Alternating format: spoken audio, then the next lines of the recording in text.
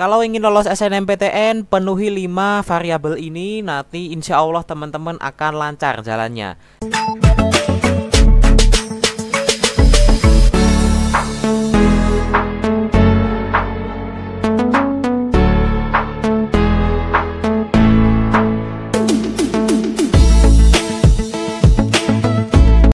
Assalamualaikum warahmatullahi wabarakatuh. Apa kabar kawan-kawan semuanya? Pada video kali ini admin tidak akan bahas soal dulu. Admin di sini masih akan berbagi sedikit tips ya. Singkat saja. Sebenarnya hanya ini cara agar lolos SNMPTN. Admin tidak mau banyak-banyak ngasih pengantar. Admin akan langsung to the point aja. Kita akan lanjut ke slide selanjutnya. Kalau ingin lolos SNMPTN, penuhi 5 variabel ini, nanti insya Allah teman-teman akan lancar jalannya. 5 hal ini nanti adalah nilai rapor yang ideal, kemudian akreditasi, riwayat alumni, kemudian jarak dari domisili ke PTN tujuan, dan yang terakhir adalah prestasi.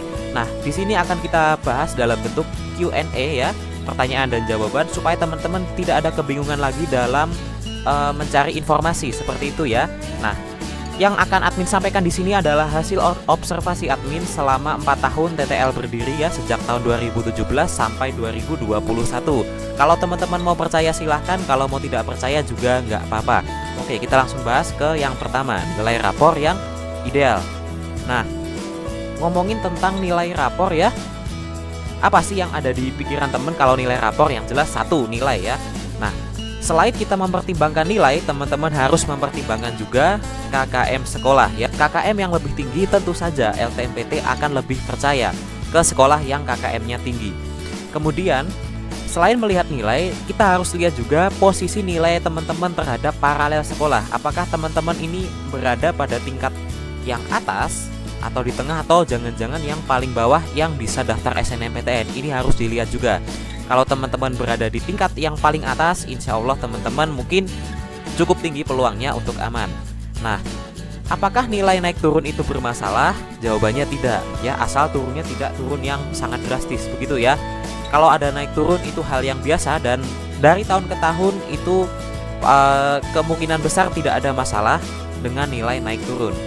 Nah, kemudian yang kedua, akreditasi sekolah. Teman-teman mungkin ada yang sekolahnya sudah diakreditasi, ada juga yang belum.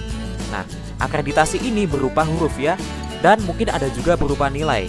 Mungkin teman-teman bisa tanyakan berapa nilai akreditasi sekolah teman-teman ke kalau tidak guru yang bersangkutan atau mungkin pejabat di sekolah ya, wakil kepala sekolah. Selain kita melihat akreditasi sekolahnya, teman-teman juga lihat posisi sekolah teman-teman dibandingkan sekolah lain. Apakah termasuk sekolah yang favorit atau tingkat atas, atau mungkin ada sekolah yang lebih favorit dari sekolah teman-teman. Ini juga harus dilihat. Tentu saja LTMPT sampai saat ini ya, secara historis dan secara statistik akan memberi kepercayaan lebih kepada sekolah-sekolah yang bisa dibilang lebih favorit di kota tersebut. Kemudian selanjutnya kita akan bahas riwayat alumni. Nah, riwayat alumni ini sering ditanyakan ya. Nah, apakah setiap tahun itu ada alumni yang lolos? Biasanya prinsip yang diterapkan itu, alumni ini ibarat sebagai apa ya, booking kuota seperti itu. Kalau tahun ini ada satu yang lolos, kalau tahun kemarin ada satu, tahun kemarinnya lagi ada satu yang lolos, mungkin bisa jadi di tahun selanjutnya yang lolos juga akan satu, atau paling pol itu nambah satu lagi menjadi 2. Tidak mungkin yang setiap tahun biasanya hanya lolos 1 kok tiba-tiba tahun selanjutnya menjadi lolos 5. Itu terlalu jauh. Maka dari itu yang harus dipertimbangkan berapa jumlah alumni yang lolos dan apakah itu tiap tahun atau tidak ya. Maka dari itu teman-teman harus tanyakan kepada guru BK masing-masing, gimana sih, apakah ada alumni yang lolos di PTN tujuan saya, begitu ya. Nah, selanjutnya berapa jumlah alumninya. Nah, tadi sudah admin singgung sedikit ya, kalau jumlahnya tahun ini hanya 1, tahun lalu hanya 1, akan sangat sulit kalau nambah sampai 2 atau 3. Maka dari itu teman-teman juga harus melihat teman-teman yang lain satu sekolah itu apakah ada yang mengincar juga di PTN tersebut, dan apakah nilainya di atas teman-teman atau di bawah. Kalau di atas tentu saja teman-teman harus panik ya. Ya bukan harus panik, harus teman-teman waspadai. Kemudian apakah alumni yang lolos harus ada di jurusan yang diinginkan? Sebenarnya tidak ya. Kalau teman-teman punya alumni di jurusan ini, apakah saya harus mengambil jurusan itu juga? Mungkin tidak harus, tetapi kalau misalkan satu jurusan yang sama, mungkin bisa jadi pertimbangan yang lebih ya, seperti itu. Selanjutnya, jarak dari domisili ke PTN tujuan. Nah, ini yang banyak diabaikan orang nih. Apakah PTN tujuan dan domisili berada pada satu provinsi? Kalau berada dalam satu provinsi, ini peluangnya akan cukup tinggi. Misalnya teman-teman yang domisili di Provinsi Jogja, maka peluang untuk keterima di UGM atau UNY itu sangat tinggi. Apakah PTN tujuan berada pada kota yang cukup dekat dengan domisili? Oke, jadi satu provinsi sudah, tapi ternyata beda kota. Gimana nih? Tentu saja kota-kota yang terdekat ini akan menjadi perhatian yang lebih buat pemilihan SNMPTN. Misalkan gini deh, kita lihat misalnya di UGM. UGM kan berada di Kabupaten Sleman ya, di Provinsi Jogja. Maka kota-kota yang ada di sekeliling atau yang termasuk dalam Provinsi Jogja tersebut akan menjadi prioritas selanjutnya selain dari yang satu kota atau satu kabupaten tadi. Nah, setelah tadi kita lihat satu provinsi Jogja, kita akan merembet ke kota-kota yang terdekat dari provinsi tersebut.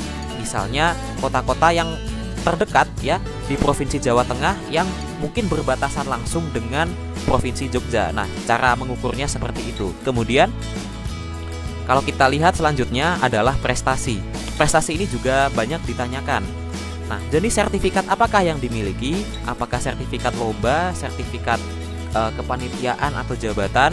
Silahkan teman-teman masukin. Tapi yang penting sertifikat tersebut berkapasitas yang baik ya, bukan hanya ikut seminar online atau dari lembaga yang bukan kapasitasnya, seperti itu. Kemudian posisinya sebagai apa? Apakah sebagai juara ini atau sebagai ketua pelaksana ini ya? Sebenarnya kalau sertifikat kegiatan itu kurang cocok ya dimasukkan saat SNMPTN. Yang cocok adalah sertifikat lomba ataupun mungkin keikutsertaan dalam kompetisi. Apakah sebagai peserta atau yang malah yang menang. Oke. Kemudian tingkatnya, ini jangan lupa dilihat. Kalau tingkat nasional, internasional itu jelas memberikan kontribusi yang ya sebenarnya tinggi, tapi ada beberapa kasus ada yang memiliki medali internasional tapi malah gagal saat SNMPTN. Nah, pertanyaan tambahan nih buat teman-teman. Apakah peluang lintas jurusan bisa tinggi? Jawabannya mungkin tidak ya. Kecuali bisa lolos kalau misalkan dari poin 1 sampai 5 tadi teman-teman berada pada tingkat yang paling atas.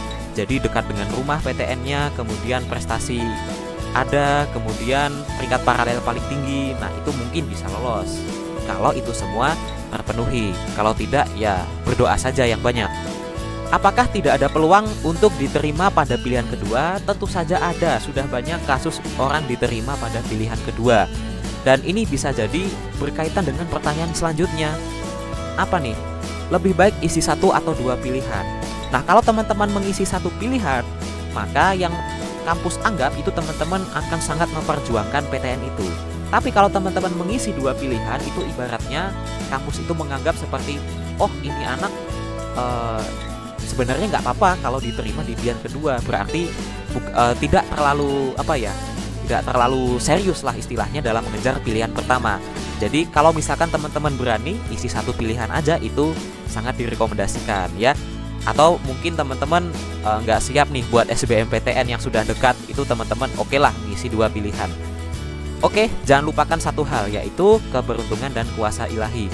Banyak yang memiliki sertifikat yang tidak main-main tapi ternyata gagal di SNMPTN.